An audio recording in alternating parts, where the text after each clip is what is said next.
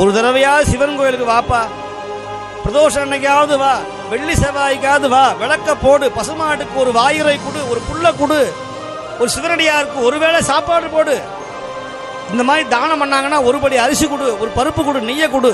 அத்தனை பேருக்கும் சித்தரே வந்து சாப்பிட்டுருப்பார். நான் மீண்டும் சொல்றேன், இன்னைக்கு போட்ட அன்னதானத்துல சித்தரே வந்து சாப்பிட்டுருக்கிறார்.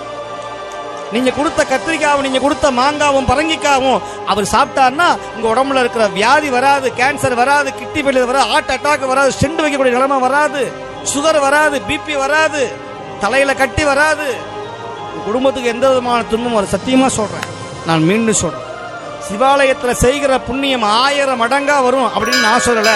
சிவ தர்மோத்திரம்ங்கிற ஒரு வேத நூல் சொல்லுகிறது. சிவன் கோயில் தொண்டு செய்தார். சிவன் கோயில ஏதாவது கொடுங்கள், ஒரு சிவனடியாருக்கு ஒருவேளை சாப்பாடு போடு, ஒரு சிவனடியாருக்கு மாசம் ஒரு நாள்.